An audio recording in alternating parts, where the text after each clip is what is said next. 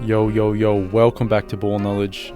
We're going to be going over game 2 of the Bucks versus the Pacers at Indiana.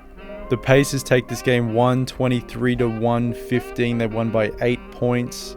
And as a diehard Bucks fan, it is a little bit depressing seeing your team down 2-0. But full credit to the Pacers, they were the better team today. Leading the Pacers today was Pascal Siakam. He had 24 points, 11 rebounds, 3 assists, 3 steals. He shot 50% from the floor, including 2 threes. The Bucks did not have an answer for Pascal. Another shout out, Tyrese Halliburton. He had 21, 12 assists, 5 rebounds. He shot 8 of 19, including 3 threes. Definitely a step up from last game for Tyrese, where he just shot 3 of 13 from the field and 0 of 7 from 3. Despite that, the Pacers did win by 19 last game. If you're interested in a quick recap of game 1, I do have a video on my channel. Go check that out. Nevertheless, let's get into the video.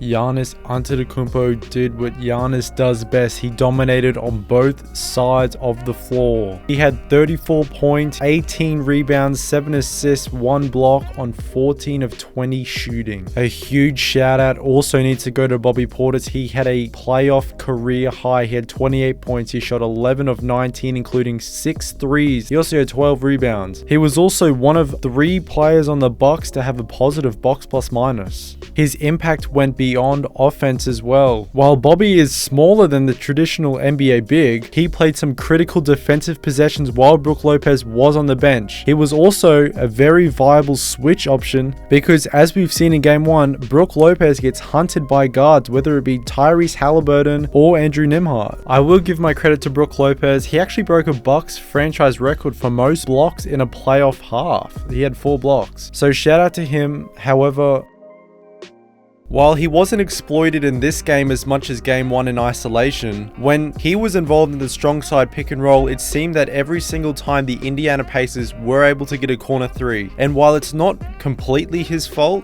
and the weak side defender should come across and allow Brook Lopez to get to the corner shooter, but his size is actually preventing him to close out effectively. He either gives up the drive or he's too slow to close out to the shooter, which is why I love Bobby Portis when he was on the floor, because it offered that versatility. Moving on, we had Damian Lillard. He came back from his right calf blood clot. He was out for 5 weeks. A very warm welcome for Damian Lillard inside the hostile Indiana arena. People saying we saw it in game 1, him trash talking Tyrese Halliburton. People saying he didn't back it up, but give the guy a break. He was out for a month and all of a sudden, he's coming to this high must win essentially to avoid being down 2-0 playoff game. And yeah, he shot 4 from 13, but he was about the only one that could generate offense by himself other than Giannis. Moving on, AJ Green only shot 1 3 this game. He played 12 minutes. I personally just do not understand